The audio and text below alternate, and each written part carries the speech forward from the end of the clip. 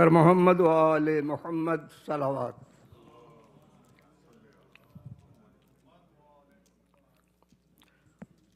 औज़ु बिल्लाहि मिनश शैतानिर रजीम।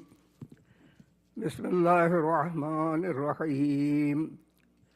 अन जाबिर इब्न अब्दिल्लाहिल अंसारी अन्नहु क़ाल अन फ़ातिमत अल-ज़हरा अलैहिस्सलाम बिन्त रसूलिल्लाह सल्लल्लाहु अलैहि वआलिहि क़ाल समिअतु फ़ातिमता अन्नहा क़ालत दख़ल अलैया अबी रसूलुल्लाह फ़ी बअज़िल अय्याम फ़क़ाल अस्सलामु अलैका या फ़ातिमतु फ़क़ुल्तु अलैका अस्सलाम क़ाल इन्नी अजिदु फ़ी बदनी ज़ुअफ़ा फ़क़ुल्तु लहु उईज़ुका बिल्लाहि या अबताह मिनज़्ज़ुअफ़ फ़क़ाल या फ़ातिमतु ईतीनी बिल्किसाइल यमानी फ़ग़त्तीनी बिह फ़अतैतहु बिल्किसाइल यमानी फ़ग़त्तैतहु बिह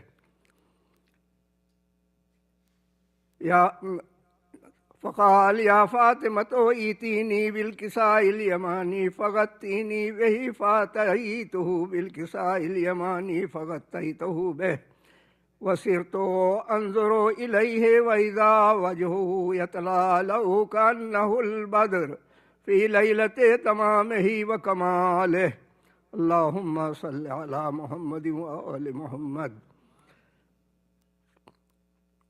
फ़मा कानत इल्ला सअतन वइज़ा बिवलदियल हसन क़द अक़बला वक़ाल अस्सलामु अलैका या उम्माहु फ़क़ुल्तु अलैका अस्सलाम या क़ुर्रता ऐनी व समरता फ़ुआदी फ़क़ाल या उम्माहु इन्नी अशम्मु इंदकी राइहतन तय्यबतन कअन्नहा राइहतु जद्दी रसूलिल्लाह फ़क़ुल्तु नअम इन्न जद्दका तहतल किसाअ फ़अक़बलल हसनु नहवल किसाअ वक़ाल अस्सलामु अलैका या जद्दाहु या रसूलल्लाह अताज़नु ली अन अदख़ुला मअका तहतल किसाअ फ़क़ाल वअलैका अस्सलाम या वलदी व या साहिब हौज़ी क़द अज़िनतु लका फ़दख़ला मअहु तहतल किसाअ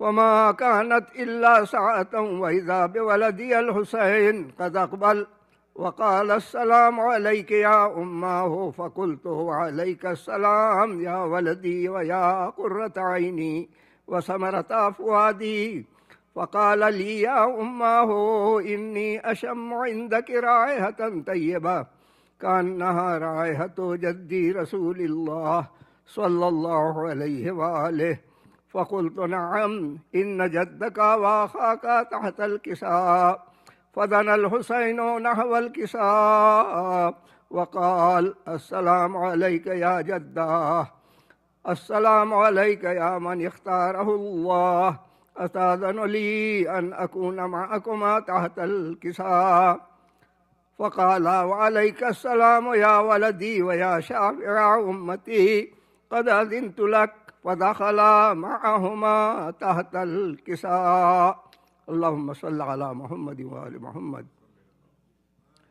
फ़अक़बला इंद ज़ालिका अबुल हसन अली इब्न अबी तालिब वक़ाल अस्सलामु अलैका या बिन्त रसूलिल्लाह फ़क़ुल्तु वअलैका अस्सलाम या अबल हसन व या अमीरल मोमिनीन फ़क़ाल या फ़ातिमतु इन्नी अशम्मु इंदकी राइहतन तय्यबा कअन्नहा राइहतु अख़ी व इब्न अम्मी रसूलिल्लाह फ़क़ुल्तु नअम हा हुवा मा वलदैका तहतल किसाअ फ़अक़बल अलीयुन नहवल किसाअ वक़ाल अस्सलामु अलैका या रसूलल्लाह अताज़नु ली अन अकून मअकुम तहतल किसाअ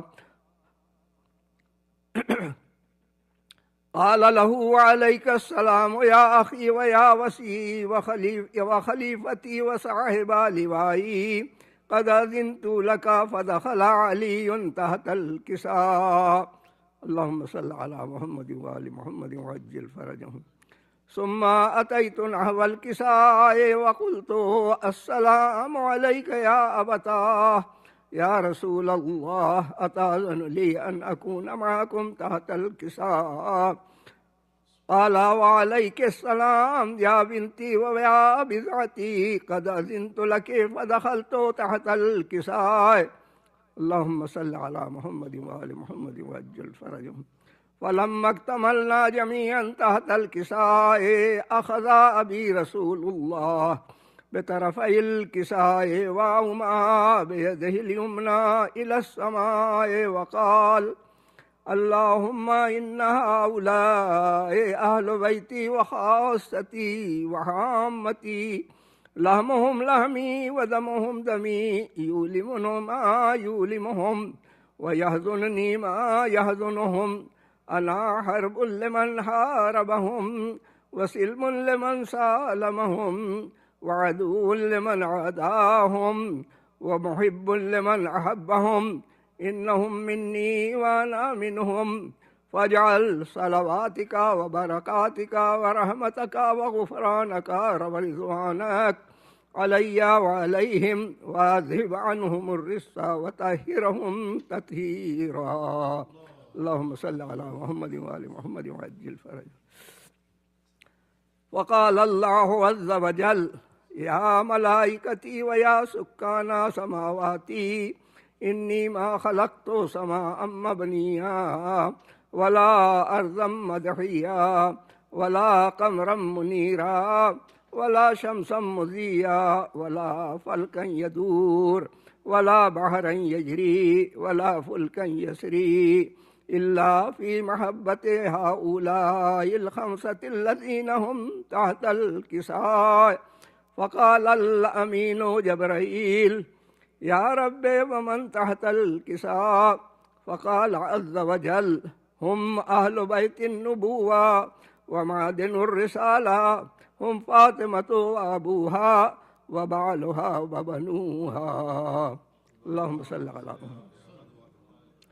وقال جبرائيل يا رب أتأذن لي أن أهبط إلى الأرض لأكون معهم سادسا؟ فقال الله نعم قد أذنت لك.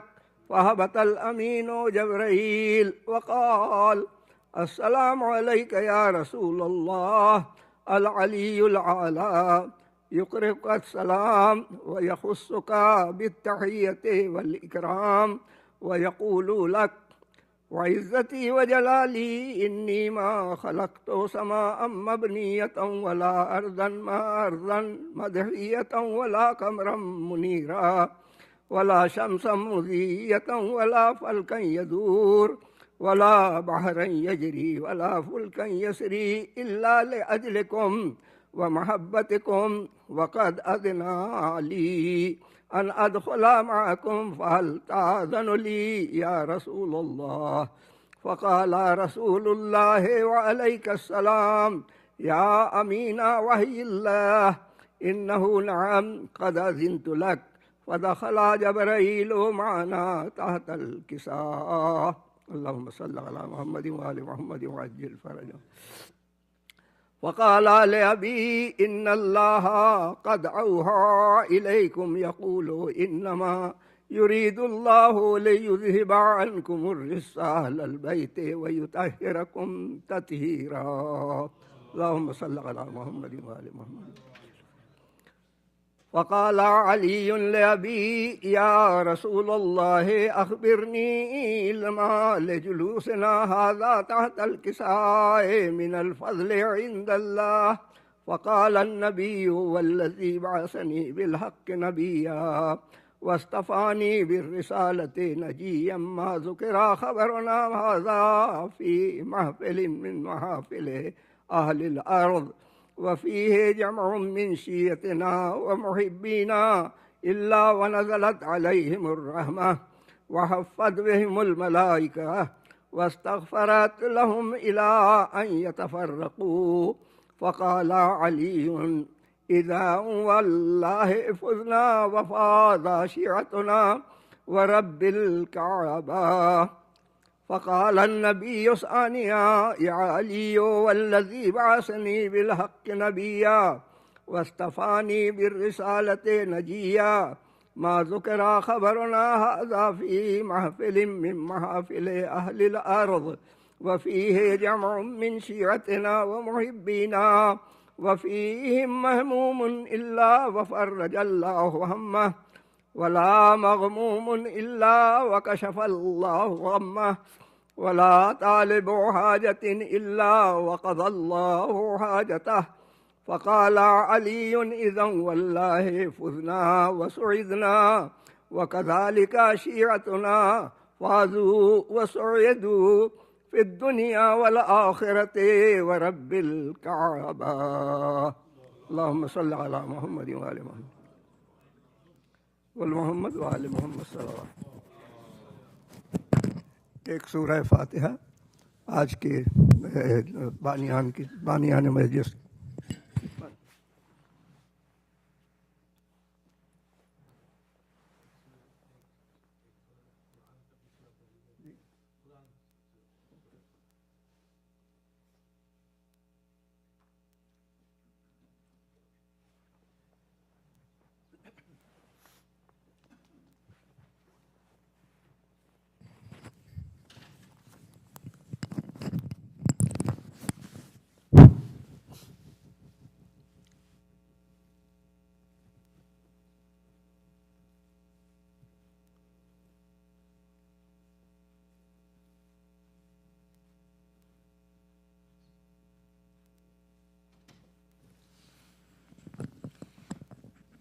بر محمد و آل محمد صلوات.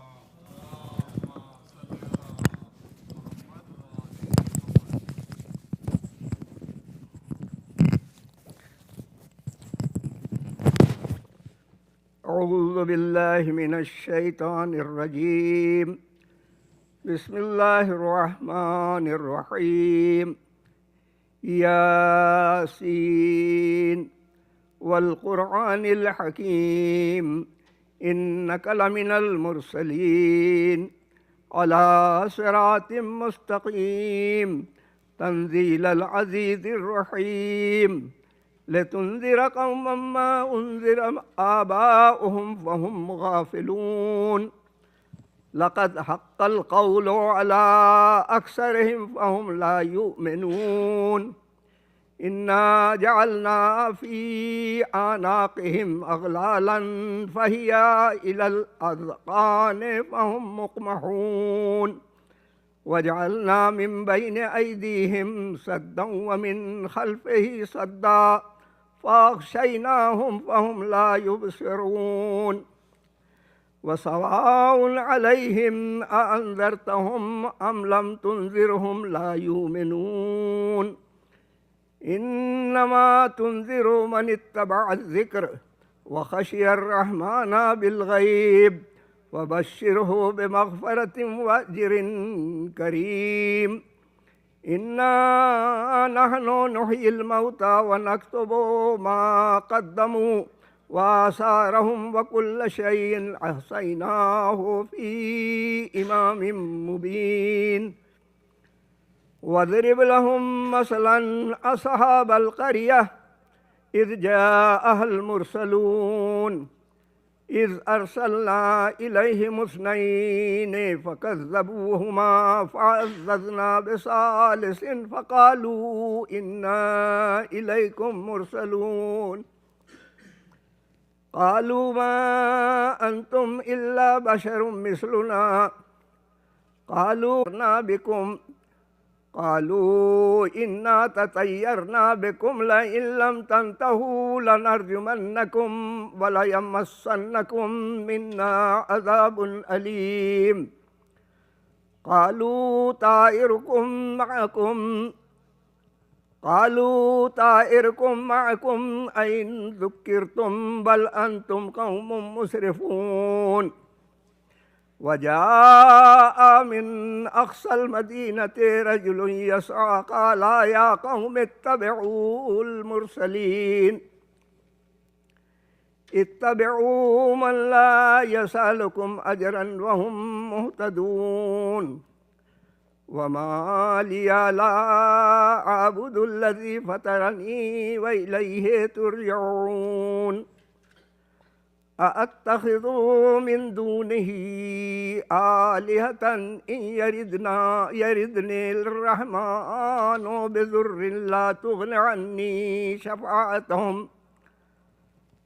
بضر لا تغني عني شفاعتهم شيئا ولا ينقذون إني إذا لفي ضلال مبين إني آمنت بربكم فاسمعون قيل ادخل الجنة قال يا ليت قومي يعلمون بما غفر لي ربي وجعلني من المكرمين وما أنزلنا على قومه من بعده من جند من السماء وما كنا منزلين إن كانت إلا صيحة واحدة فإذا هم خامدون يا حسرة على العباد ما يأتيهم من رسول إلا كانوا به يستهزئون ألم يروا كم أهلكنا قبلهم من القرون إنهم إليهم لا يرجعون وإن كل لما جميع لدينا محضرون وآية لهم الأرض الميتة وآية لهم الأرض الميتة أحييناها وأخرجنا منها حبا فمنه يأكلون وجعلنا فيها جنات من نخيل وعناب وفجرنا فيها من العيون ليأكلوا من ثمره وما عملته أيديهم أفلا يشكرون سبحان الذي خلق الأزواج كلها مما تنبت الأرض ومن أنفسهم ومما لا يعلمون وآية لهم الليل نسلخ منه النهار فإذا هم مظلمون والشمس تجري لمستقر لها ذلك تقدير العزيز العليم والقمر قدرناه منازل حتى عاد كالعرجون القديم لا الشمس ينبغي لها أن تدرك القمر ولا الليل سابق النهار وكل في فلك يسبحون وآية لهم أنا حملنا ذريتهم في الفلك المشحون وخلقنا لهم من مثله ما يركبون وإن نشاء نغرقهم فلا صريخ لهم ولا هم ينقذون إلا رحمة منا ومتاعا إلى حين وإذا قيل لهم اتقوا ما بين أيديكم وما خلفكم لعلكم ترحمون وما تأتيهم من آية من آيات ربهم إلا كانوا عنها معرضين وإذا قيل لهم أنفقوا مما رزقكم الله قال الذين كفروا للذين آمنوا أنطعم من لو يشاء الله أطعمه إن أنتم إلا في ضلال مبين ويقولون متى هذا الوعد إن كنتم صادقين ما ينظرون إلا صيحة واحدة تأخذهم وهم يخصمون ولا يستطيعون توصية ولا إلى أهلهم يرجعون ونفخ في الصور فإذا هم من الأجداث إلى ربهم ينسلون قالوا يا ويلنا من بعثنا من مرقدنا هذا ما وعد الرحمن وصدق المرسلون إن كانت إلا صيحة واحدة فإذا هم جميع لدينا محضرون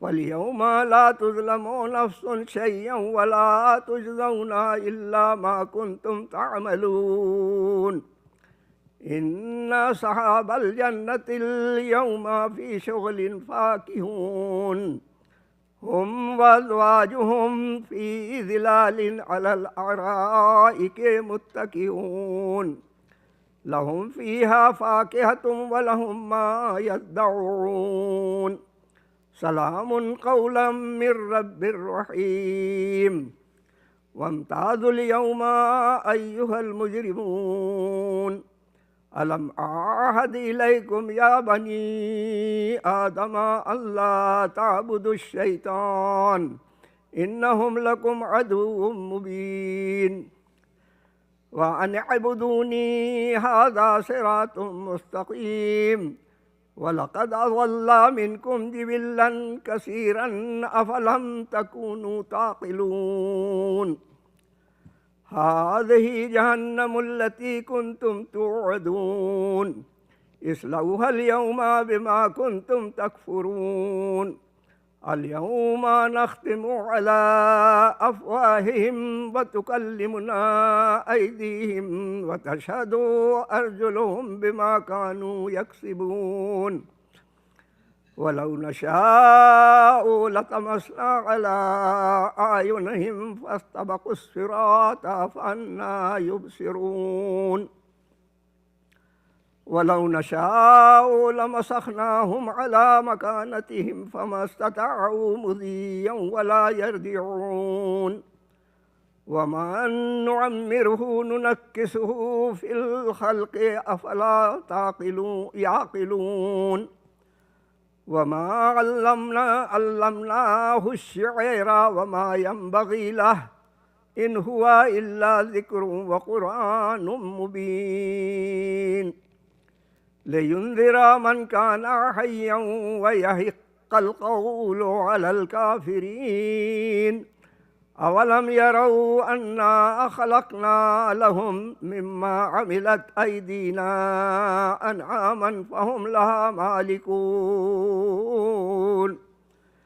وذللناها لهم فمنها ركوبهم ومنها يأكلون ولهم فيها منافع ومشارب أفلا يشكرون واتخذوا من دون الله آلهة لعلهم ينصرون لا يستطيعون نصرهم وهم لهم جند محضرون ولا يحزنك قولهم إنا نعلم ما يسرون وما يعلنون أولم ير الإنسان أنا خلقناه من نطفة فإذا هو خصيم مبين وضرب لنا مثلا ونسي خلقه قال من يحيي العظام وهي رميم قل يحييها الذي أنشأها أول مرة وهو بكل خلق عليم الذي جعل لكم من الشجر الأخضر نارا فإذا أنتم منه توقدون أوليس الذي خلق السماوات والأرض بقادر على أن يخلق مثلهم بلى وهو الخلاق العليم إنما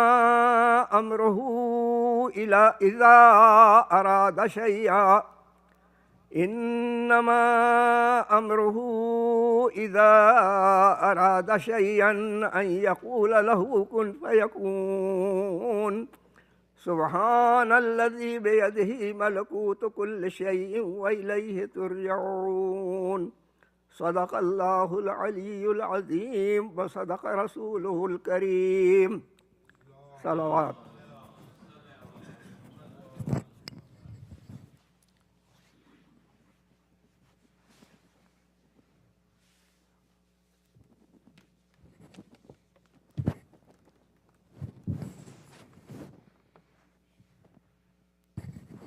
بر محمد وآل محمد صلوات.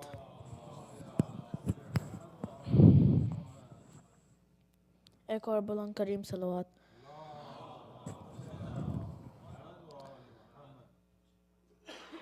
ہائے بابا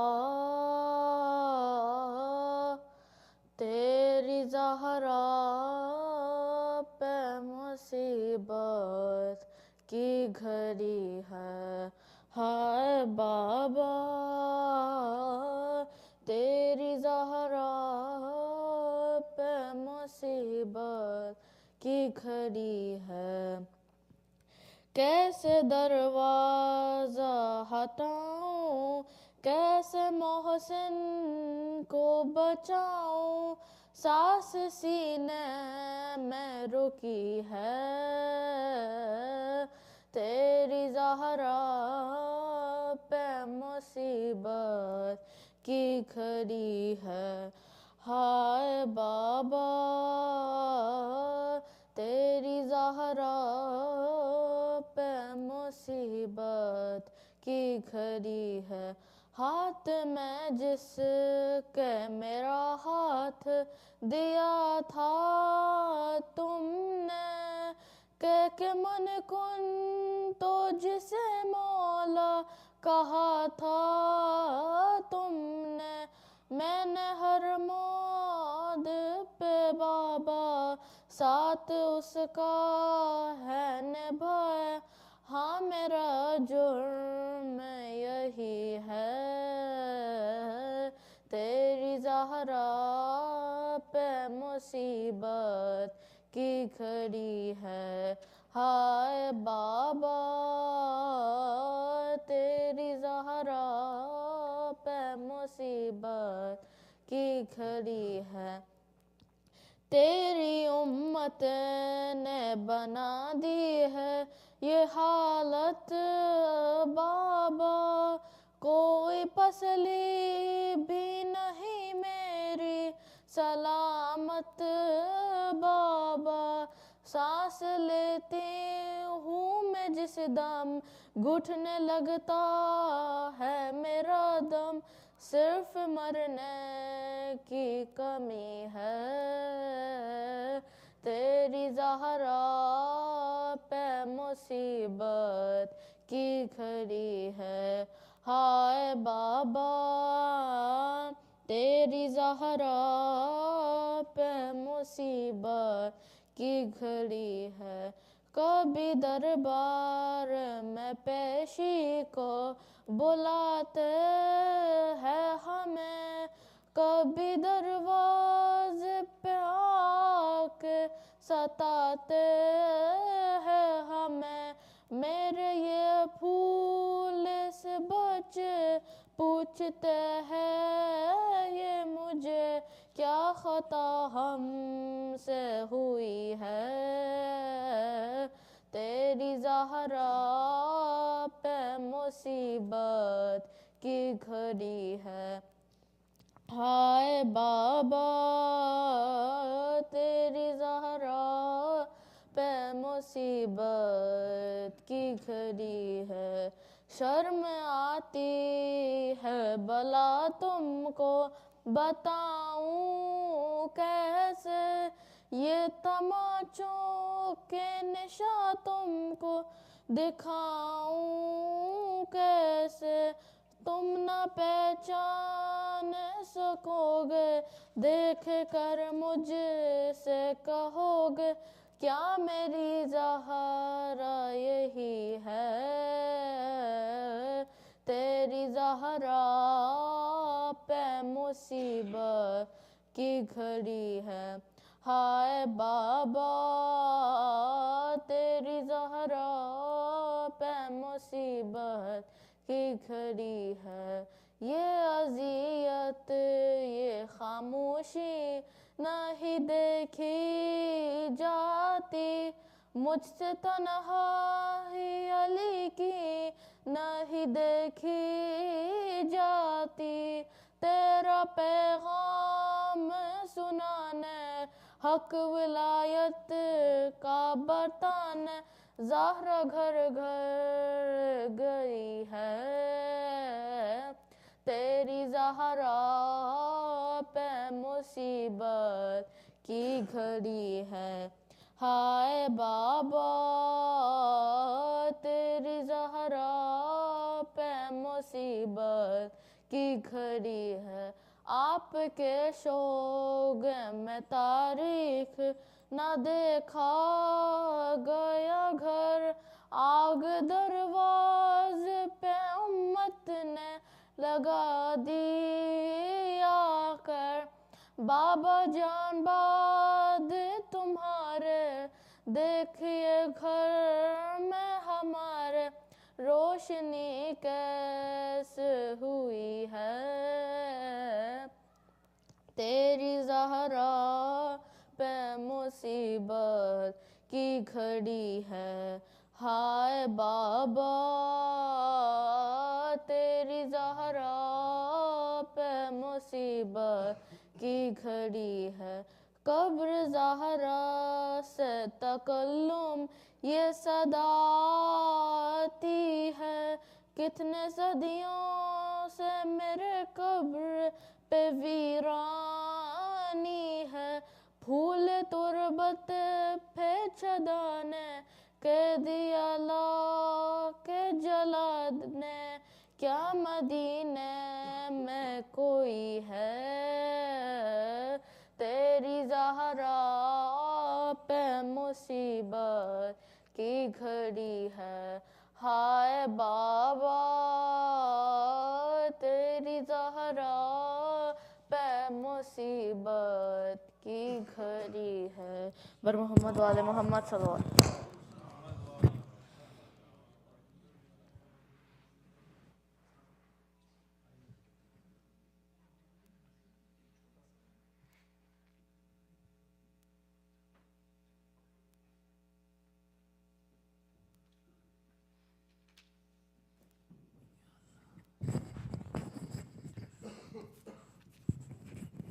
एक सलवात भेज दें,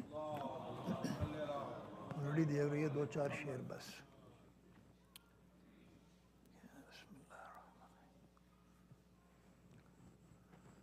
एक और सलवात भेजें।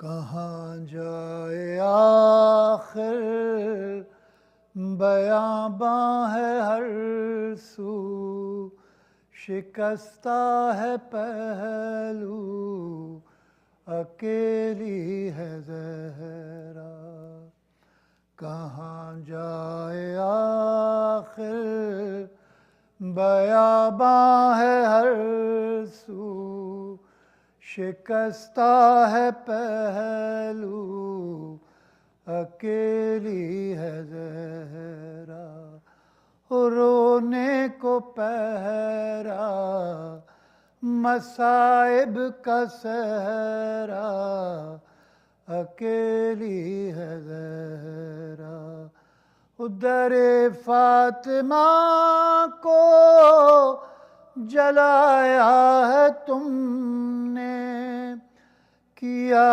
वादा अपना भुलाया है तुमने, तमाचे न मारो मुसलमान जाओ, अली को बुलाओ अकेली है ज़हरा, रोने को पहरा मसाइब का सहरा अकेली है ज़हरा, ओ बयां किससे जाकर करूं दर्द अपना, है गैरों की दुनिया نہیں کوئی اپنا، کوئی جا کے بابا سے کہہ دو یہ جا کر کہ لے جاؤ آ کر، اکیلی ہے زہرا رونے کو پہرا، مصائب کا صحرا، اکیلی ہے زہرا۔ اے لخت جگر اے حسن ابن حیدر، یہ نانا کے پہلو میں سونے نہ دیں گے، تم آ جانا پہلو میں سو جانا ماں کے بقی میں، یہاں پر اکیلی ہے زہرا رونے کو پہرا، مسائل کا صحرا، اکیلی ہے زہرا۔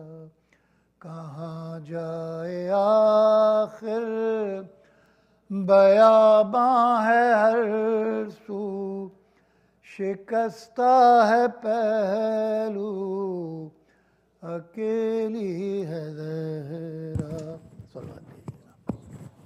بسم اللہ۔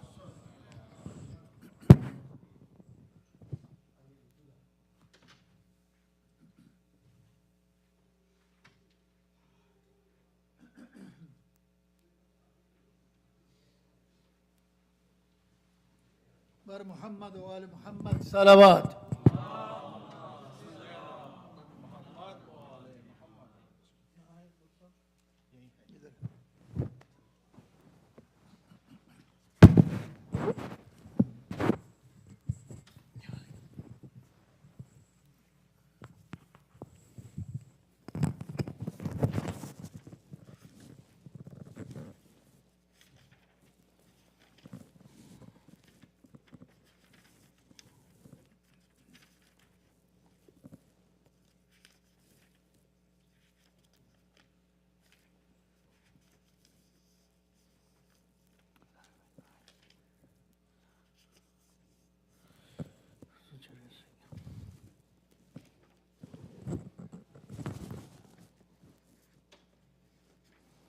ایک سلوات محمد صلی اللہ۔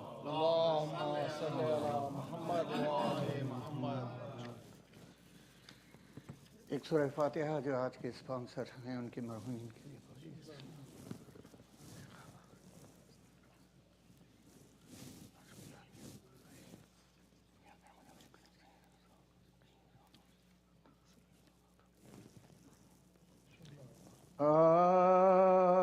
بلخیز پازماں ہے یہ کس کی جناب ہے، مریم درود خواں ہے یہ کس کی جناب ہے، شان خدا آیا ہے کس کی جناب ہے، دہلیز آسماں کس کی جناب، دہلیز آسماں کس کی جناب، اور کرسی زمین سے لیتی ہے گوشے، پناہ کے بیٹھا ہے عرش سائے میں کس بار، بیٹھا ہے عرش سائے میں کس بار اور بیٹے پکارتے ہیں کہ للہ باہر آؤ، اماں نہ اتنا رو، غلاموں پہ رحم کھاؤ، نانا کہاں گئے ہیں، بلا لائیں ہم بتاؤ، ہم کپڑے پھاڑتے نہیں تو گلے، ہم کپڑے پھاڑتے نہیں تو گلے لگا، نانا کے بعد ہائیں بے خدر ہم ہوئے سب ایک طرف حضور کے بھی پیار، سب ایک طرف حضور کے بھی پیار کام ہوئے آخر وفورے گریا سے عاجز ہوئے رب حیدر کے پاس رونے کی فریاد لائے سب کی از فاطمہ سے کہو اے ولی رب یا سیدہ تمہاری رعیت یا سیدہ رعیت جان بلا اور کھانے کا کوئی وقت نہ سونے کا وقت ہے جو وقت ہے وہ آپ کے رونے کا جو وقت ہے وہ آپ کے رونے کا وقت ہے باہر سے مر تزا گئے گھر میں جھکائے سر بوڑھا پہ رو رہی تھی اکیلی وہ خوشیار دینے لگے پیامی عرب شاہ بہروبر گھبرا کے بولی ہائے کروں کیا میں گھبرا کے بولی ہائے کروں کیا میں بے پدر اور خوابوں میں موت ہووے تو مر جاؤں یا علی بابا کا سوگ لے کے کدھر جاؤں بابا کا سوگ لے کے کدھر جاؤں یا علی وہ میری طرف سے اہل مدینہ کو دو پیام لوگ خفا نہ ہو میری رخصت ہے صبح و شام 2-4 دن تمہارے محلے میں ہے مقام رونے کی دھوم ہو چکی اب کام رونے کی دھوم ہو چکی اب کام ہے تمام گھبراتی ہوں وطن میں سفر کے مہینے سے بابا ستارے کا مجھے کیا بابا ستارے کا مجھے کیا مدینے سے بولی کہ آج رات کو ہو جاؤں گی بحال کل میرے کاروبار میں تم ہوں گے خود نڈھال خدمت کا میری بچوں کی ہوگا کسے خیال نہلا دھلا دیا کے پریشان نہلا دھلا دیا کے پریشان کرتے بھی دھوئے خود بھی کل تک کا دے چلی سیران دیکھا ایک ہی ارمان لے چلی پھر تو ہر ایک محلے میں شربپا ہوا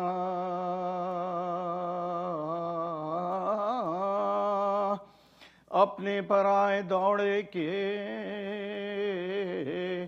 ہے یہ کیا ہوا فضا پکار سیدہ کا واقعہ ہوا حجرہ بطول پاک ماتم حجرہ بطول پاک ماتم سرا ہوا ساتھی خلق سے دیکھنے والوں کی پھٹ گئی منہ رکھ کے منہ پہ مردے کے زینب منہ رکھ کے منہ پہ مردے کے زینب لپٹ گئی اوے میری فاخکش میری نادار مجاں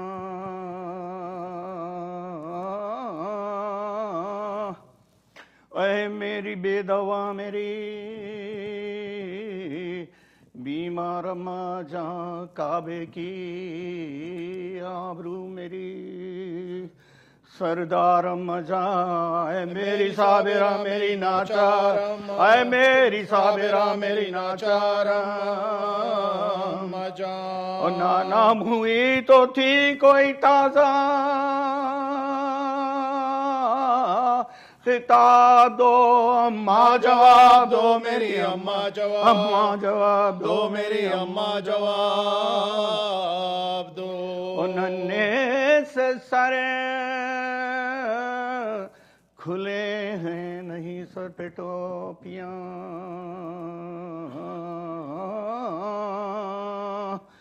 कहते हैं कुछ तो मुंह से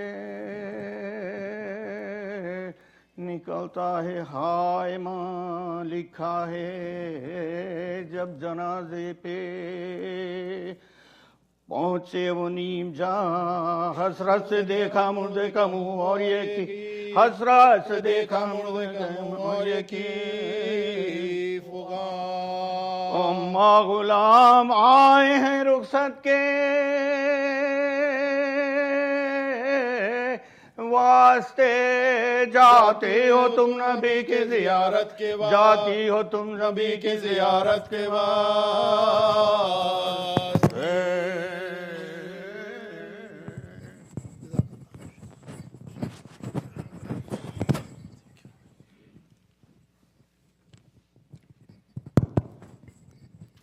Salawat.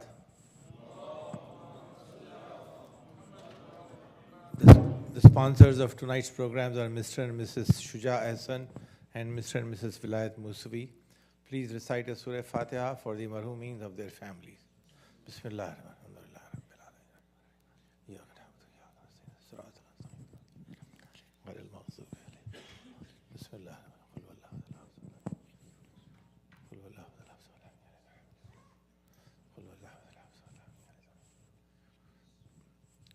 Salawat.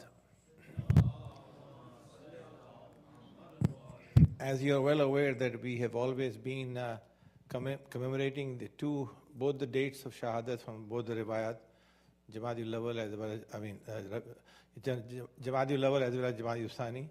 The next series will be on 16th and 17th of December, that's a Saturday and Sunday. Sayyid Bilal Razvi from Dallas will be here for those two majalis. We'll start the majlis as usual immediately after Salatul Maghrib. I think in those days it will be approximately 4:40 or 4:45 p.m. So please be here for those two majalis on December 16th and December 17th. Today is the last majlis of this series by Sheikh Mahdi Rastani. We thank him for being with us and we pray for his health, and we also with a loud salawat make sure that he keeps visiting us more often than just maybe once a year, inshallah. Allahumma salli ala Muhammad. Sheikh, Bismillah. Thank you very much. Bismillah. Once again, a loud salawat, please. Thank you.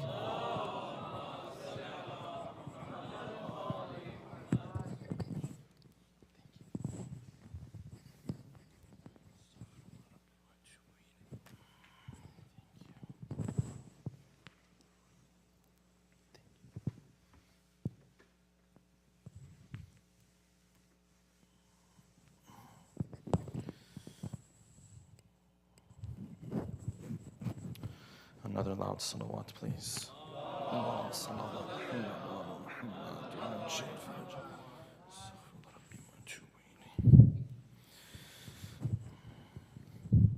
For all of your marhumin and marhumat, especially for our dear Sayyid Asad Jafari and his marhumin and marhumat, a loud salawat with a Fatiha as well. Sallu ala Muhammadin wa ali Muhammad. اللهم صل على محمد وعلى محمد بسم الله الرحمن الرحيم الحمد لله رب العالمين مالك يوم الدين إياك نعبد وإياك نستعين اهدنا الصراط المستقيم صراط الذين أنعمت عليهم غير المغضوب عليهم ولا الضالين. One more loud salawat, please. اللهم صل على محمد وعلى محمد. أعوذ بالله من الشيطان الرجيم بسم الله الرحمن الرحيم الحمد لله الذي لا يبلغه مدحته القائلون ولا يحصي نعماءه العادون ولا يؤدي حقه المجتهدون الذي لا يدركه بعد الهمم ولا يناله غوص الفطن الذي ليس لصفته حد محدود ولا نعت موجود ولا وقت معدود ولا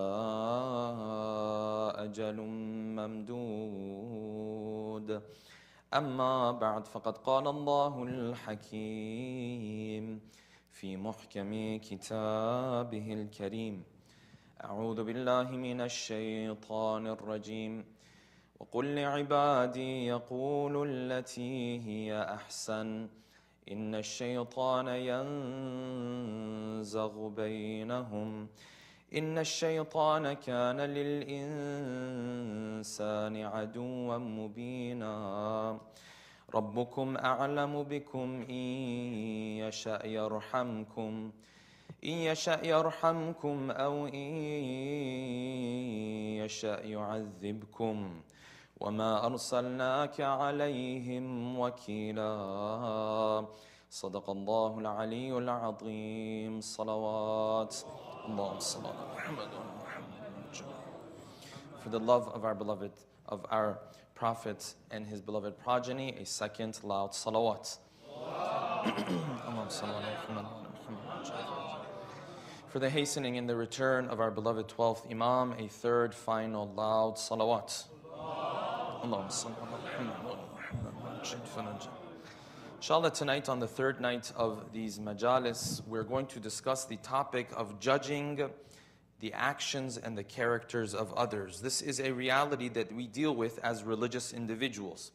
Anytime you speak about a faith that brings about certain standards that the followers of the faith have to abide by, the immediate question that comes up afterwards is how are those individuals who don't abide by those standards going to be judged? And this judgment is something that lies at the very core of our communities. Many times you will find people, they will not attend religious gatherings. They will not come to the masjid. They will not associate with individuals who come to the masjid. And when you sit down with them, many times they will tell you that they feel judged because of their lifestyle or other reasons. Therefore, tonight we want to take some time to delve into this topic. The concept of judgment is, at the end of the day, at the very core of our faith. You cannot be a Muslim unless one of the things that you believe in, one of the three core beliefs that you believe in as a Muslim, is the belief in the day of judgment. Whether you're Muslim, Christian, or Jewish, this idea is something that belongs in your faith, that there are certain standards that your faith brought to you, and you are given an opportunity to abide by these standards, to live by these standards. Depending on whether you do or you don't, you will be held accountable for your deeds. You are going to be judged for your deeds. And no one has a problem with this concept. Why? Because the one who's doing this judgment, the one who's performing this judgment, is Allah subhanahu wa ta'ala. It's very easy. He has full knowledge of your situation, completely understands your background, knows exactly what your intention was in every situation, and so on and so forth. Therefore, when it comes to Allah subhanahu wa ta'ala, we never say God is judgmental. He is the judge. But we don't call him judgmental. Why? Because he has full knowledge and full wisdom. The problem begins from the second and the moment where the judge is no longer Allah subhanahu wa ta'ala. There are times where one individual and one servant of God wants to judge another servant of Allah subhanahu wa ta'ala. And this is where things start to become a little bit more complex. Things start to become a little bit more complicated. Does this person have permission to judge the actions of another person? Therefore, you will find in many situations, you yourself, myself, many others, might find ourselves in situations where we use a phrase to defend ourselves in these types of situations. And that phrase is, don't judge me. And what you might be communicating when you say this is, listen, maybe I did something good or bad. At the end of the day, you don't understand the circumstances I was in. You don't understand the difficulties I was going through. Therefore, you tell the person in front of you, you do not have the right to judge who I am based on one or two mistakes that I made, for example.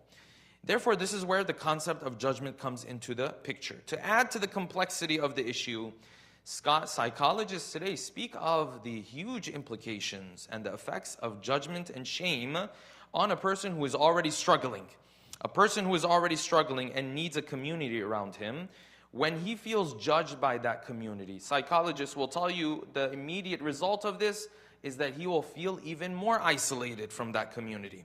He will feel even more disconnected from that community, regardless of whether that community is a community in a masjid, or it's a community in his friends, or a community in his relatives. Regardless of what the community is, he will feel isolated. When he feels more isolated, whatever it was that he was struggling with becomes even more difficult for him to cope with. If he's lost a loved one, it's more difficult for him to cope with this difficulty. If he's dealing with some sort of an addiction, it's more difficult for him to cope and recover from this addiction, and so on and so forth. And hence you find this issue has far-reaching implications for our communities today, because with many from the younger generation, when you speak to them and you ask them, why is it that you are not so serious about attending religious gatherings in religious environments, the masjid, Husayniyas, Islamic centers, so on and so forth, one of the reasons that they will point to is that I tried, except when I went there, I felt judged. Therefore, tonight we have to sit down to understand, does Islam give us permission to pass judgment on another individual? Because Muslims fall under two main categories when it comes to this topic. Both of them are extremes. And unless we understand what Islam's perspective is on this issue, we'll fall into one of these two extremes. The first extreme, which I would argue maybe in our communities across North America, we have more of this type than the other one. But either way, they're both wrong. The first type is the type that, God forbid, you make one mistake in front of him, yes? Even God will forgive you, but He won't forgive you. He will always remember that time where you made this mistake. Now, does He make mistakes Himself? Sure, but He doesn't remember those. He remembers the ones that you made. So this is the person, extremely judgmental. Smallest mistake you made in front of Him, never forgives you. Yes, this is one extreme. Then you have another extreme that's also becoming a response to this extreme. And that is a response where this person says, listen, I don't want to judge anybody. I don't want to judge any actions.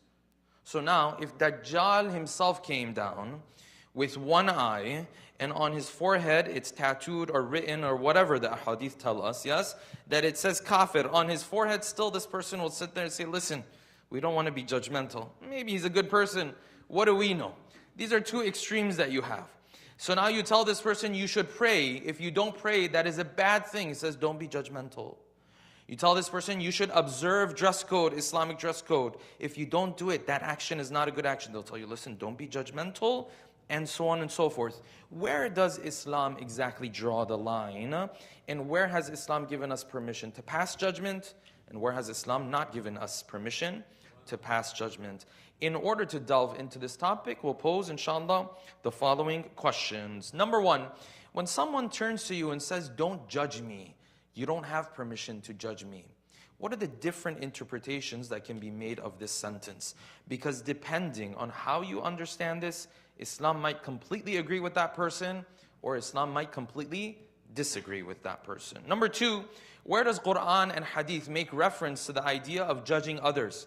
And do we have permission to judge others based on their actions, or judge others based on their character or not?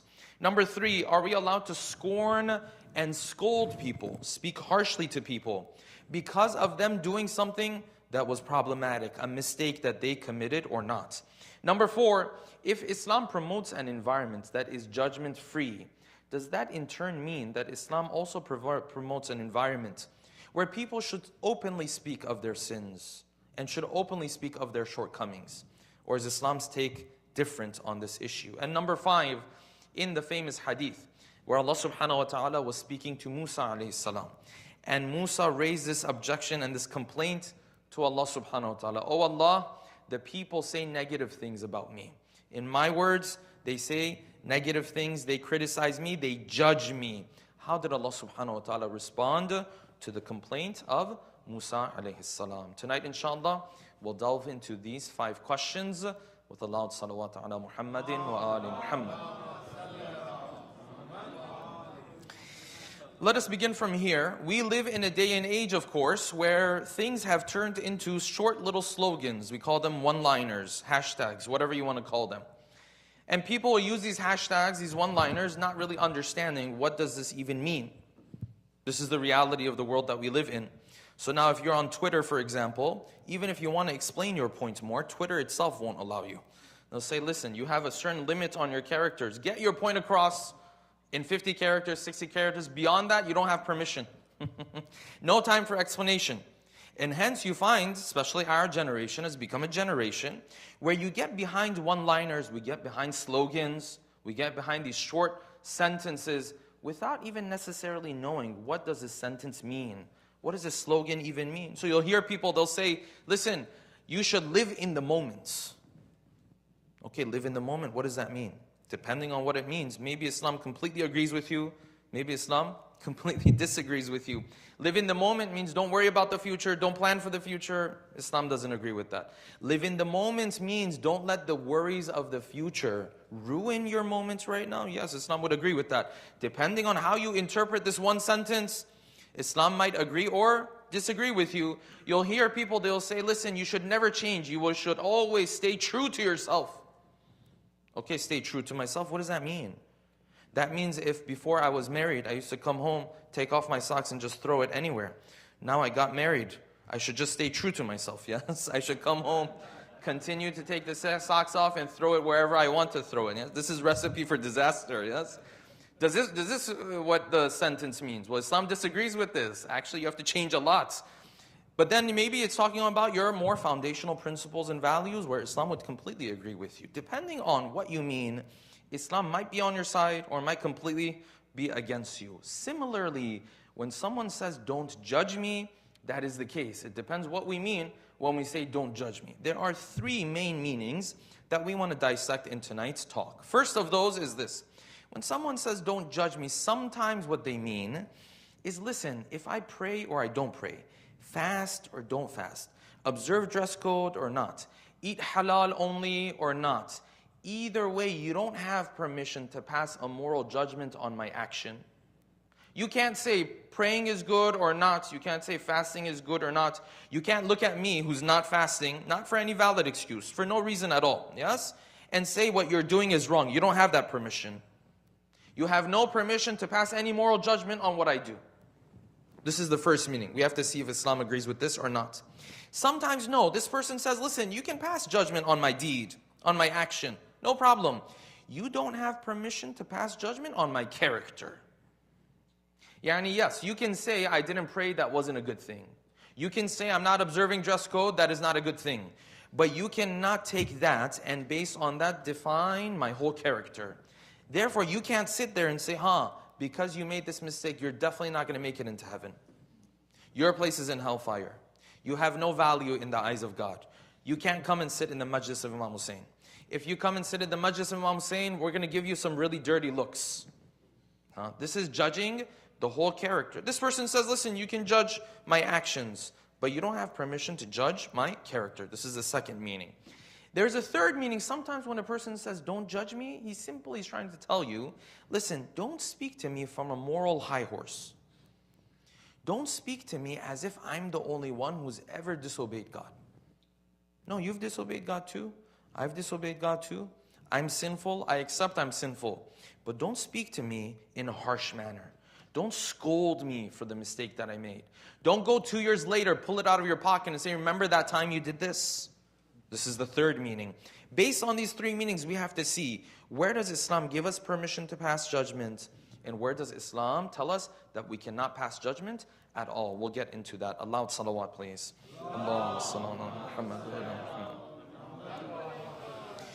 Before we get into these, the first point that we have to remember is in any of these three situations where we will say, some of them Islam tells you, you have to pass judgments.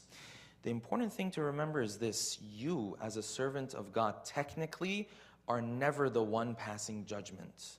When we say you can pass judgment, that means Allah subhanahu wa ta'ala has already passed judgment on this issue. Is that clear? There's a time where we'll say, yes, as a Muslim, you have to pass this judgment. It doesn't mean you're the one who's passing. You're a nobody. I'm a nobody. We're not even in that position to pass judgment. It means Allah subhanahu wa ta'ala has already made His judgment on this situation clear. You're only conveying this message. You're only the vessel. You're only the medium. Otherwise, you and I don't even have permission to judge anything. We don't have permission to judge even in our own household. We judge based on what Allah subhanahu wa ta'ala has already decided. Let us get into the first scenario. When this person says, listen, whether I pray or don't pray, fast, don't fast, eat halal only or not, you don't have permission to pass moral judgment on what I'm doing. You can't say I'm a better Muslim because of this or less better Muslim because of this, so on and so forth. Does Islam tell us in this situation we can pass judgment on the actions of this person? The answer to this question is a resounding yes. When it comes to the actions of a person, you must pass judgment, moral judgment on the actions of a person. Not their character. We'll get to character, yes? But on the actions of this person. And in fact, if that sounds a bit too judgmental to you, and you say, no, I don't want to pass judgment on anybody, let me break it to you and burst this bubble very quickly. The moment you said, Ashhadu an la ilaha illallah, and the moment you said, Ashhadu anna Muhammadan Rasulullah, salawatullahi wa salamu alayhi, wa sallallahu ala Muhammad. The moment you embrace this faith for yourself and you said, I believe in whatever this prophet believes in, that was the moment when you passed moral judgment on hundreds of deeds as bad deeds and hundreds of deeds as good deeds. This is what makes up Islam what it is. Islam, a big portion of its belief is what? Is that certain things are bad. Certain things are good. So you sit there and say, no, I don't want to pass judgment. Listen, if you're Muslim, you already passed judgment on hundreds of deeds and said these deeds are bad. Drinking is bad. I don't know, not fasting is bad. Not praying is bad. Dressing in an un-Islamic manner is bad. You already passed judgment on these things. Otherwise, your faith is not even a real faith. And on hundreds of deeds, you already passed judgment that they are moral and important. That is what your faith in Islam even means. You already passed judgment on these issues. Otherwise, take these judgments, these moral judgments outside of Islam. What's left of Islam anymore? If there's no good and bad in Islam, then on the 10th of Muharram, can you point to one side and say these guys are the bad ones and these guys are the good ones? You can't do that. Because you can't pass any moral judgment on anyone anyways. Islam is a set of moral judgments. The moment you embrace this faith was the moment where you pass judgment on thousands of deeds. Therefore, it is inevitable, number one. Number two, it is wajib for you, when you come across those deeds in everyday life, to pass moral judgment on them.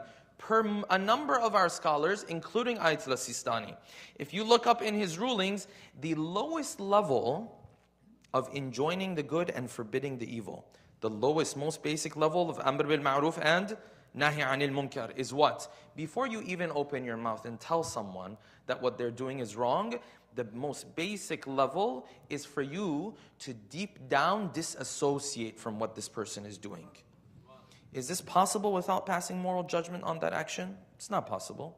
You can't pass moral judgment. You can't disassociate from someone's action without first acknowledging that what they're doing is wrong. The first step of Amr bil Ma'ruf, they call it al-inzijar. Al-inzijar means what? Means deep down, you don't like this. And some scholars go further. They say you have to also make it clear to the other person. Now that is only if the conditions of Amr bil Ma'ruf are there, of which the most important one is that you have the type of relationship with this person where there's a chance that they will actually care about your opinion. Now you go up to some random person and you say, listen, your prayer was like this and like that. That's going to make things worse, yes? But if you have a relationship with this person, a friend, a brother, a sister, someone who you have some love and affection between the two of you, then you can do this. Some scholars will even say you show that this dislike that you have. But even if you can't do that at the very basic level, deep down, you have to disassociate from this action. It's wajib on you to do that. Therefore, Islam not only tells us that this form of judgment is inevitable, Islam tells us it's wajib and obligatory for you to pass this type of moral judgment on different actions. Otherwise, the whole religion will start to fall apart. This is the first form of judgment. Are you the one passing judgment here? Or did Allah subhanahu wa ta'ala pass judgment on all these situations? It was Allah subhanahu wa ta'ala passed the judgment on all these situations, yes? It is the Prophet who came and told you these situations, these actions are bad. And these are actions. You're only the vessel. You are only the medium. That brings us to the second meaning when someone says, don't judge me. Aloud salawat, please. Allahumma salli ala Muhammad wa ala Muhammad. The second of those meanings. This person says, listen, don't judge me. I don't have a problem if you sit there and say me not praying is bad. Me not observing Islamic dress code is wrong. Okay, I can take that. But don't judge my whole character. Don't say I'm a bad person fundamentally because I had these mistakes. Here, does Islam tell us to judge the character of this person or not? The answer is 99% of the situations, Islam has not given us permission to judge the character of this individual. This person who is a believer, we're assuming, yes? Allah subhanahu wa ta'ala has said, the moment faith and iman entered into his heart, he himself is a good person. Fundamentally, good person. Can he get himself involved in certain wrong deeds? Absolutely. But as long as that faith is there, fundamentally, he is a good person at the very, very deep. Yes, if he goes to the next world, is he going to go straight to heaven? No. He might need to be purified. He might need to go through some punishment. He might need to go through this, through that. Yes, but fundamentally, this person is a good person. Yes, there is a situation where the Quran has made it very clear. If you fall under this category, your destination is straight to hellfire. What is that? In Surah Al-A'raf, we read verse number 40. Surah Al-A'raf, Surah number 7. Yes, in Surah Al-A'raf, Surah number 7, verse number 40. Allah subhanahu wa ta'ala uses an analogy that, by the way, you find in the Bible as well. Meaning this was an analogy that even in other cultures was present. What does God say? God says, listen, there's one group of my servants, you can judge the character of this person. Who are these individuals? He says, the ones who truth is presented to them. The faith is presented to them. And they knowingly reject it. And this person is kafir, but not kafir like your average neighbor. Kafir meaning he knew the truth and he turned away from it. So the Quran says, إِنَّ الَّذِينَ كَذَّبُوا بِآيَاتِنَا. Those who rejected our signs. وَاسْتَكْبَرُوا عَنْهَا. And they used arrogance in the process. What does this mean? This means this person knew the truth and he decided not to follow. Yes? إِنَّ الَّذِينَ كَذَّبُوا بِآيَاتِنَا وَاسْتَكْبَرُوا عَنْهَا. What happens to this person? The Quran says, لَا تُفَتَّحُ لَهُمْ أَبْوَابُ السَّمَاءِ. The gates of the heavens will not open for this person.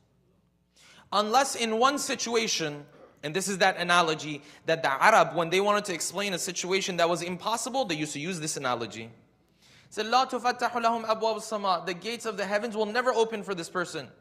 Except and only if حَتَّى يَلِجَ الْجَمَلُ فِي سَمِّ الْخِيَاطِ. Unless if you have a camel pass through the thread of a needle, which is impossible. If you have this camel pass through that little opening at the top of the needle, then he'll also make it into heaven. What does that mean? That means this is absolutely impossible. The eye of the needle, if the camel can get through it, he can also get to heaven. In other words, the Quran said, this one, you can pass judgment on his character. Not because you're the one who's passing judgment, because I'm passing judgment on him. أُولَٰئِكَ أَصْحَابُ النَّارِ. This person is going to deal with problems. وَكَذَلِكَ نَجْزِي الْمُجْرِمِينَ. He's going to deal with the hellfire. Okay, but now I ask you, of the people you come across, how many of them fall under this category? What percentage fall under this category? In the world that you know of today, how many people fall under this category? 1%? 2%? You say, Sheikh, but there's a lot of people who don't believe. Yes, there's a lot of people who don't believe. But how many of them وَاسْتَكْبَرُوا عَنْهَا? How many of them, out of arrogance, they knew the truth fully, and then out of arrogance, you'll see the numbers of that are very low. Are there people who fall under that category? Sure, there are. No doubt about it. Politicians, many of them will fall under this category, yes? But many of the average people you come across, and then add to that the people you come across in your own community, they don't fall under this category. And hence you find a beautiful narration from the companion, a companion who's narrating from Al-Imam Musa al-Kadhim, salawatullahi wa salamu alayhi. where he came to the Imam, he said, Ya Ibn Rasulullah, Ya Abul Hasan, which was the kunya, of course, of the 7th Imam. Ya Abul Hasan, one of your friends I know, he's a person who believes in you.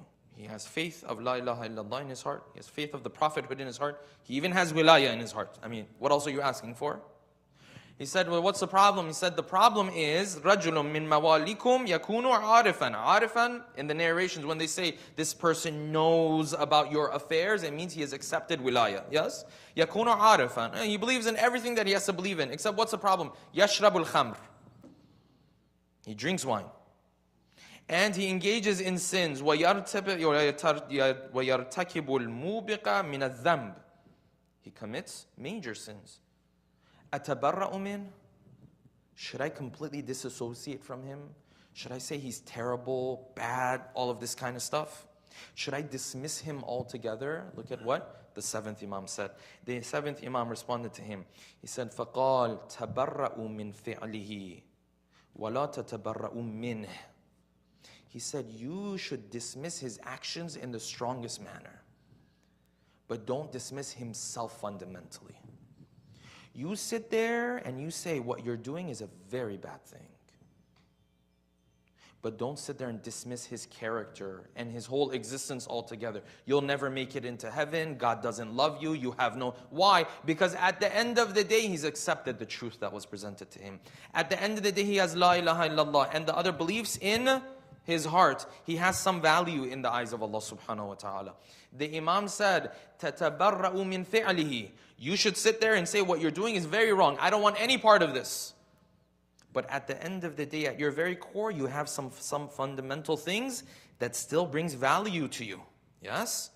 And then he continued. He said, you shouldn't hate him, but you should hate his actions.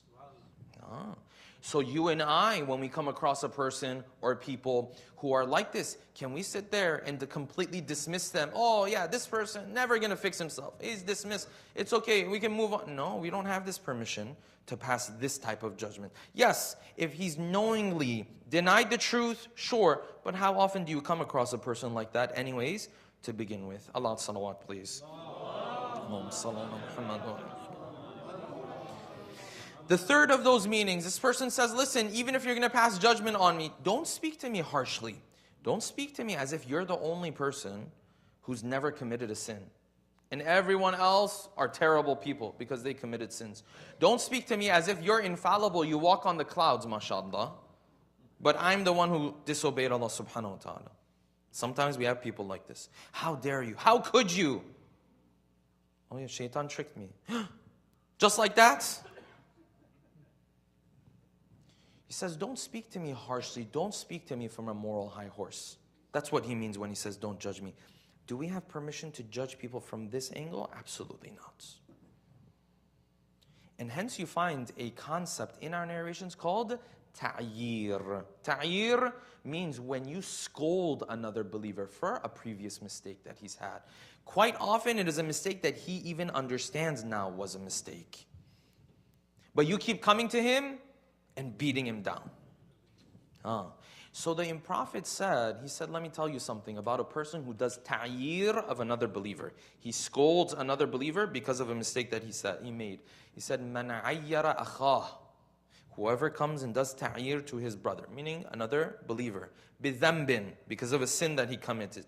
Lam yamut hatta ya'maluhu. He won't die unless he'll either commit that sin or something worse than that sin himself. Ta'yir. So this person made this mistake. Who gave you permission to come and speak harshly to them? Who gave you permission to come and speak in a disrespectful way? Who gave you permission to forget about your own sins? No one gave you that permission. And hence the narrations, this Sheikh al-Saduq has narrated this in Al-Khisal, one of the important books of Sheikh al-Saduq, Al-Khisal. He narrates this narration, that the Imam told his companion, he said, listen, if you're a true believer, anytime you come across another person, at least, this explanation is from me, at least in your mind you will keep the opportunity and the potential open that maybe he's better than me. The narration says, you will assume he's better than you. I'm bringing it down a level. Yes, forgive me. I'm bringing it down a level. So at the very least, you'll leave that potential open. Maybe he's better than me. So the companion had the same question that all of us have. What if I see this guy's committing sins? So the Imam turned to him and he said, when you see him engaged in sin, this is what you're supposed to be telling yourself. Oh Allah, turn to Allah and say, maybe his negatives are showing right now. And maybe his positive attributes are hidden. While my positive attributes are evident for everyone. And my negative ones are hidden. Who do you know? What do you know? You don't know who this person is. You don't know. Sometimes some people in certain levels of faith, they make a lot of mistakes. Then when it really comes down to the moment, they make a big sacrifice. All of a sudden, a person you didn't even expect. Yes, I remember in one community, this sister, she had an issue with kidney. She was looking for a kidney. Blood type was very specific, yes? And so it went from community to community and so on and so forth. At one point, someone had volunteered to pass something. Anonymous. They didn't tell us who it was. The family was receiving the kidney, said, Alhamdulillah, we have a match. After multiple years, we have a match, so on and so forth. Then you find out who it was. It's the last person you would have expected. So now, are you willing to give that kidney? No. But this person is willing to give that kidney. You say, oh Allah, maybe his negatives are showing right now. And maybe his positives are hidden. And maybe my positive attributes are evidence, but my negative attributes are hidden. What do you know? Who gave you permission and I permission to speak down to people? Yes? And I will add this point before we move on. The same way, you are not allowed to scold a believer for a previous mistake. You are also not allowed to scold yourself for a previous mistake. A mistake that you have repented from, a mistake that you have learned your lesson from, a mistake that you realized I was wrong, and you asked Allah subhanahu wa ta'ala for forgiveness, and you want to move on now, and then shaitan tells you, no, you should scold yourself so you stay where you are. You're not allowed to do that, because you don't have permission when it comes to others. You also don't have permission when it comes to yourself. You're not in charge of yourself either. I'm not in charge of myself either. When Allah subhanahu wa ta'ala tells me to blame myself, I blame myself. When Allah subhanahu wa ta'ala tells me blaming is enough, now repent and move on, I repent and I move on. Sometimes people say, oh, I can't forgive myself. Who are you? God forgive you, you move on. You're a servant. You're not in charge here. You're not in charge when it comes to what you're supposed to do. You're not in charge in terms of when you're forgiven or you're not forgiven. He said you're forgiven, that's done. You move on. You're not in charge here. You're a servant. Allah subhanahu wa ta'ala has given this permission when it comes to myself as well. Yes, multiple narrations will tell you that that guilt that comes into your heart when you do something wrong is positive. You should embrace it. But embrace it for what? Just so you feel terrible? They say embrace it so you repent. Embrace it so you move on. Otherwise that guilt is just holding me there. I don't know if I will ever become a good person. This is the work of shaitan. That's not God. The guilt that you feel after a sin is supposed to push you towards God, not hold you back from God. I don't have that permission even when it comes to myself. Okay, if we understand this, that in these two levels we're not allowed to judge individuals, then does that mean that Islam is okay with me coming and speaking openly of my sins? Sheikh said we shouldn't judge anybody, yes? So that means if I have mistakes or shortcomings, it's okay, I should be able to tell everyone because this is a judgment-free zone. This is a judgment-free community, so I should be able to do whatever. No, Islam also has taught you that when you commit a sin, keep it hidden. You have struggling with certain things, okay, struggle by yourself. Unless there's someone who can help you with the situation, then you share with them. But just openly and proudly, I struggle with this sin. Yes, the issue of LGBTQ is an issue in our communities. Wherever we go, yes, this is a national issue. It's a worldwide issue at this point, yes? Now, if someone struggles with this or another sin, this is just an example, yes? Okay, you struggle with this. You say it's not in your hands. It's difficult. Okay, other people struggle with other sins. You struggle with this sin. But who told you that you have to come and engage in this sin or celebrate this sin publicly? That one you can control, can't you? And this one, he struggles, for example, with drinking. But he's not going to come and speak of it publicly. And this one, he struggles when it comes to the opposite gender. But he's not going to come and speak of it, yes, openly and publicly. This part you can control. So Islam told you there shouldn't be judgment. But Islam also told you that when you do the wrong thing, this is between you and Allah subhanahu wa ta'ala. You don't bring it out for everybody. You don't put it in front of everybody's eyes. Yes? And that brings us to the final point of tonight's talk. If I find myself in a situation where I feel judged, I made a mistake in the past, people are not willing to let go. I live a certain type of lifestyle, people dismiss my character altogether. They look at me and they say, oh, this guy is not worth anything. You know, usually you would assume this would only happen for people who aren't so religious. Believe it or not, it happens even with people who are religious, meaning even sometimes people who are religious are also judged. I wear this clothing, I get judged all the time. You know what my judgment is? The judgment I get passed on me? It's not the judgment that maybe some of you guys get passed on you. Maybe someone sees you and says, oh, maybe this person commits this sin or that sin. This is the judgment, yes? So maybe someone sees me and says, oh, this guy is harsh, he's dry. Yes? He's a terrible person to be. He probably has bad akhlaq anyways. Yes, no. Do I not? I don't know. Ask the people we had the course with, yes? But nonetheless, this is the judgment. Every single one of us is going to feel misunderstood at one point or another. You do something for your child thinks that you had other intentions. You do something for your spouse says, why did you do this? You should have done the other thing. We all feel judged at one point or another. This is why Musa spoke to Allah subhanahu wa ta'ala and told this complaint to Allah subhanahu wa ta'ala. Yes? According to the narration narrated in Biharul Anwar.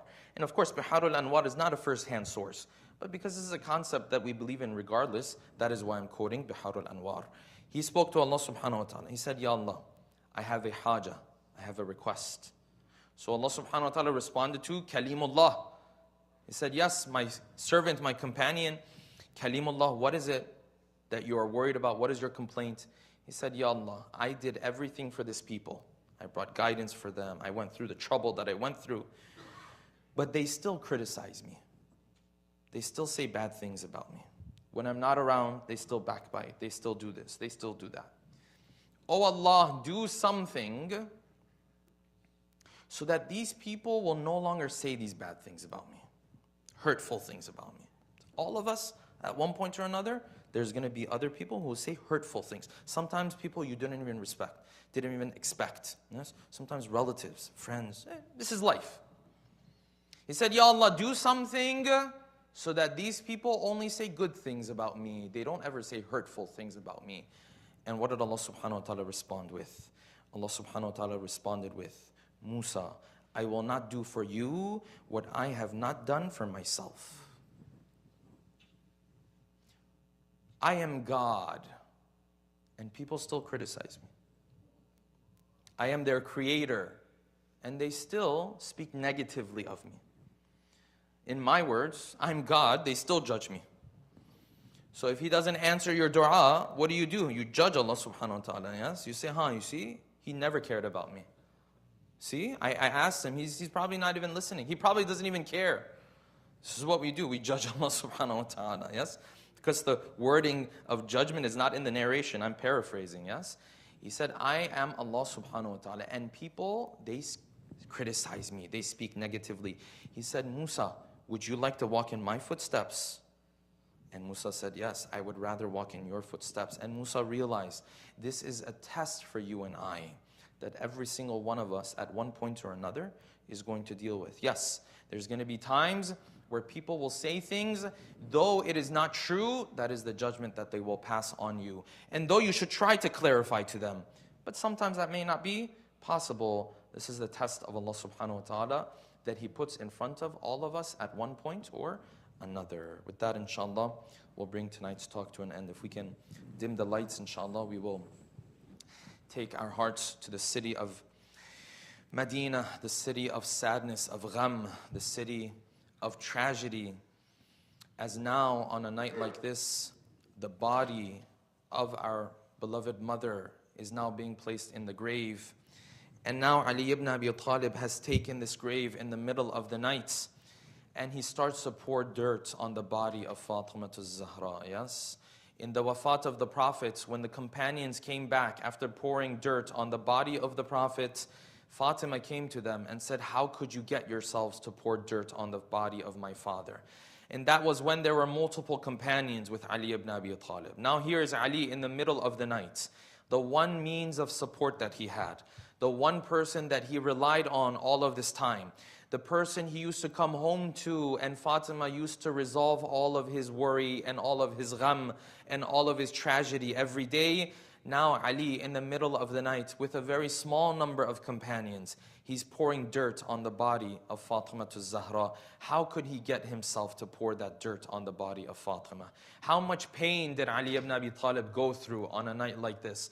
You know how much pain he went through? His pain is clear when finally he was done with putting Fatima in the grave and preparing the grave. Then he turned towards the haram of the Prophet. He turned towards the grave of the Prophet, and then he started to pour out his pain and agony to no one but the Prophet himself. Why? Because Fatima was the amana of the Prophet. Because Fatima was that trust that the Prophet had given to Ali ibn Abi Talib to take care of.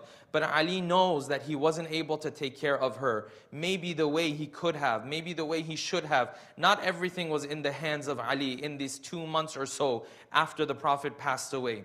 The narration says after he was done fixing the grave, he turned towards the shrine of the Prophet, towards the grave of the Prophet. He said, Assalamu alayka ya Rasulallah. My salam goes to you, Ya Rasulallah. Anni, on my behalf. وَعَنْ إِبْنَتِكَ النَّازِلَةِ فِي جَوَارِكَ, and from behalf of that daughter of yours who is joining you momentarily. Now Fatima is joining the Prophet, and he continued with these painful lines in the middle of the night. Maybe there's no one else with Ali ibn Abi Talib in these moments. He continued with these painful lines. He said, Ya Rasulallah, فَلَقَدْ اسْتُرْجِعَتِ الْوَدِيعَ. I've come to bring back the amana that you gave me a number of months ago.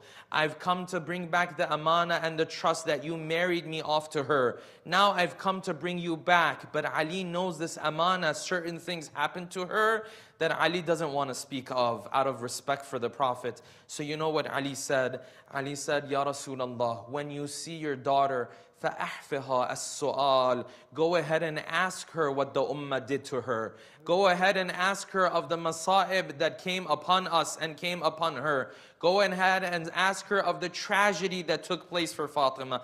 فَأَحْفِهَا السُّؤَالِ وَاسْتَخْبِرْهَا الْحَالِ. Ask her how things went. Ask her the pain and the sorrow that Fatima went through. And then Ali continues in the middle of the night. He said, أَمَّا حُزْنِي فَسَرْمَدٌ. My sadness from now on, it will continue. It's not one night or 2 nights.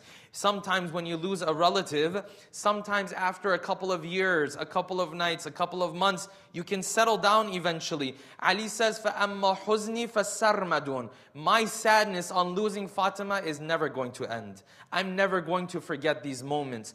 وَأَمَّا لَيْلِي فَمُسَهَّدٌ. He said, this sadness is going to keep me up at night. I'm going to have a lot of sleepless nights because Fatima is no longer there anymore. Fatima is the one that Ali used to come home to. Fatima is the one who used to take care of all of his worries. Fatima is the one who was his only means of support when everyone turned away from Ali. And now even that backbone of support of Ali is taken away from him. They say days later, months later, Ali used to recite poetry for Fatima, the one and only person that he used to rely on. And he used to say this one line that is painful. He used to say, Mali, what's up with me? What's going on with me? I come and I stand at the grave of Fatima and I call her name, but Fatima doesn't respond to me anymore.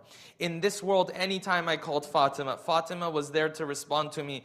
He said, Mali ara nafsi. Why do I see myself? Ala al-quburi musallima. I come to the grave of Fatima. I give salam to her. But why is it that my Habib and my beloved doesn't respond to my salam? And the poetry continues, and Ali says, you know why? Because there were those who took Fatima away from me. There were those who sent Fatima down into the dirt, and now Fatima is stuck in this dirt. Of course she can't respond to her Habib.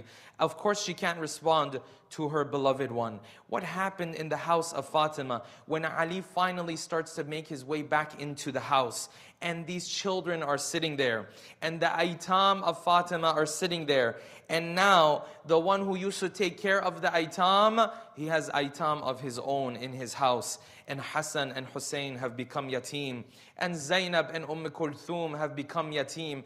Imagine the cold atmosphere in the house of Fatima when this mother, the very column of this household, is no longer amongst these children.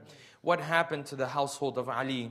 on nights like this. ألا لعنة الله على القوم الظالمين وسيعلم الذين ظلموا أي منقلب ينقلبون. We ask Allah subhanahu wa ta'ala that all of those who are ill and ailing, that Allah subhanahu wa ta'ala grants them health and afiyah, inshaAllah.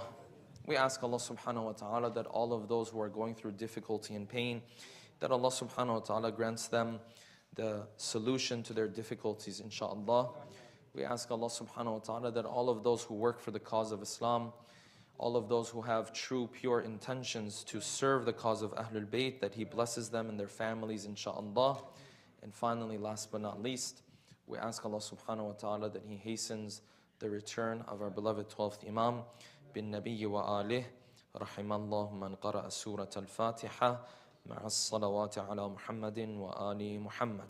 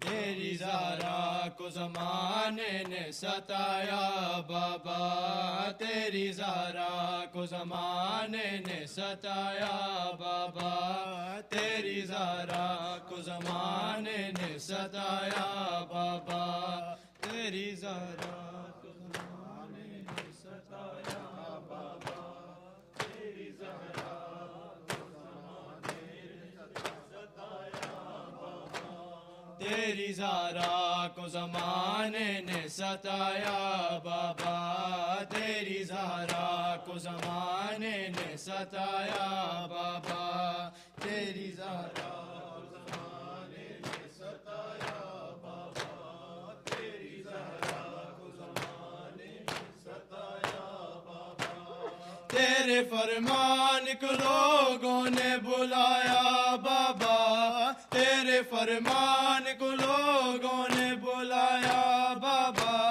تیری زہرا کو زمانے نے ستایا بابا، تیری زہرا کو زمانے نے ستایا بابا، تیری زہرا کو زمانے نے ستایا بابا، تیری زہرا کو زمانے نے ستایا بابا، تیرے فرمان کو لوگوں نے بلایا بابا، تیرے فرمان کو لوگوں نے بلایا بابا، تیری زہرا کو زمانے نے ستایا بابا، تیری زہرا کو زمانے نے ستایا بابا، تیری زہرا کو زمانے نے ستایا بابا، باد تیرے نہ دیا چین سے رہنے مجھ کو، باد تیرے نہ دیا چین سے رہنے مجھ کو،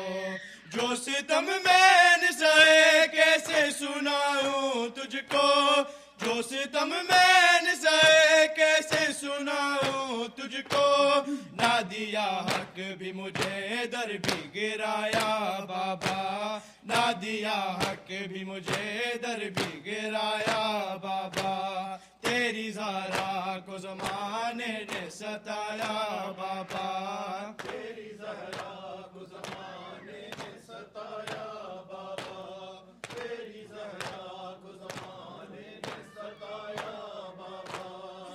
تیرے نہ دیا چین سے رہنے مجھ کو، باد تیرے نہ دیا چین سے رہنے مجھ کو، جو ستم میں نے سہے کیسے سناؤں تجھ کو، جو ستم میں نے سہے کیسے سناؤں تجھ کو، نہ دیا حق بھی مجھے در بھی گرایا بابا، نہ دیا حق بھی مجھے در بھی گرایا بابا، تیری زہرا کو زمانے نے ستایا بابا، تیری زہرا کو زمانے نے ستایا بابا، تیری زہرا کو زمانے نے ستایا بابا، تیرے فرمان کو لوگوں نے بلایا بابا، تیرے فرمان کو لوگوں نے بلایا بابا، تیری زہرا کو زمانے نے ستایا بابا، تیری زہرا کو زمانے نے ستایا بابا، تیری زہرا کو زمانے نے ستایا بابا، تم کو دربار کی روداد سناؤں کیسے، تم کو دربار کی روداد سناؤں کیسے، جیسے چنتا ہے کوئی اپنے جگر کے ٹکڑے، جیسے چنتا ہے کوئی اپنے جگر کے ٹکڑے، ایسے تحریر کے ٹکڑوں کو اٹھایا بابا، ایسے تحریر کے ٹکڑوں کو اٹھایا بابا، تیری زہرا کو زمانے نے ستایا بابا، تیری زہرا کو زمانے نے ستایا بابا، تیری زہرا کو زمانے نے ستایا بابا، تم کو دربار کی روداد سناؤں کیسے، تم کو دربار کی روداد سناؤں کیسے، جیسے چنتا ہے کوئی اپنے جگر کے ٹکڑے، جیسے چنتا ہے کوئی اپنے جگر کے ٹکڑے، ایسے تحریر کے ٹکڑوں کو اٹھایا بابا، ایسے تحریر کے ٹکڑوں کو اٹھایا بابا، تیری زہرا کو زمانے نے ستایا بابا، تیرے فرمان کو لوگوں نے بلایا بابا، تیرے فرمان کو لوگوں نے بلایا بابا، تیری زہرا کو زمانے نے ستایا بابا، تیری زہرا کو زمانے نے ستایا بابا، تیری زہرا کو زمانے نے ستایا بابا، جب تصور میں نظر شام غریباں پہ گئی، جب تصور میں نظر شام غریباں پہ گئی، جلتی خیموں سے سکینہ کی صدا آنے لگی، جلتی خیموں سے سکینہ کی صدا آنے لگی، اپنا بچپن مجھے روتا نظر آیا بابا، اپنا بچپن مجھے روتا نظر آیا بابا، تیری زہرا کو زمانے نے ستایا بابا، تیری زہرا کو زمانے نے ستایا بابا، تیری زہرا کو زمانے نے ستایا بابا، جب تصور میں نظر شام غریباں پہ گئی، جب تصور میں نظر شام غریباں پہ گئی، جلتی خیموں سے سکینہ کی صدا آنے لگی، جلتی خیموں سے سکینہ کی صدا آنے لگی، اپنا بچپن مجھے روتا نظر آیا بابا، اپنا بچپن مجھے روتا نظر آیا بابا، تیری زہرا کو زمانے نے ستایا بابا، تیری زہرا کو زمانے نے ستایا بابا، تیری زہرا کو زمانے نے ستایا بابا، تیرے فرمان کو لوگوں نے بلایا بابا، تیرے فرمان کو لوگوں نے بلایا بابا، تیری زہرا کو زمانے نے ستایا بابا، تیری زہرا کو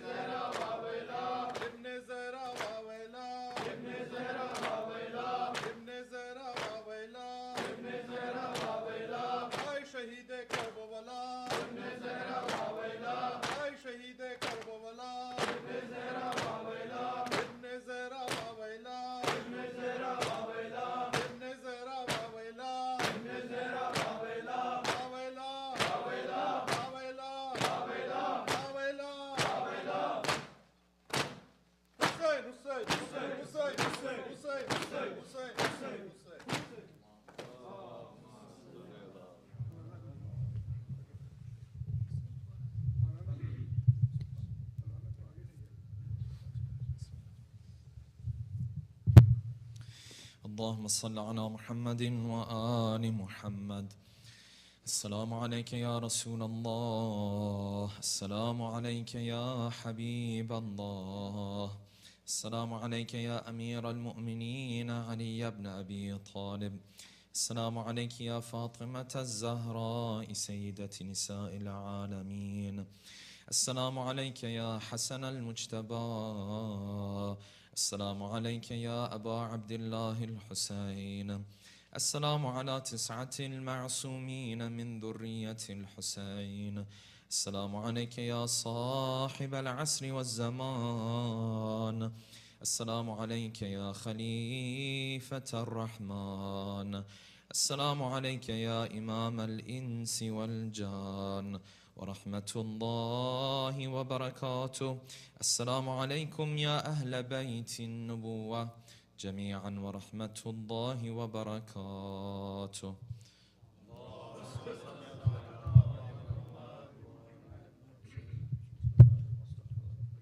بسم الله الرحمن الرحيم. اللهم كن لوليك الحجة ابن الحسن صلواتك عليه وعلى آبائه في هذه الساعة وفي كل ساعة وليا وحافظا وقائدا وناصرا ودليلا وعينا حتى تسكنه أرزك طوعا وتمتعه فيها طويلا برحمتك يا أرحم الراحمين.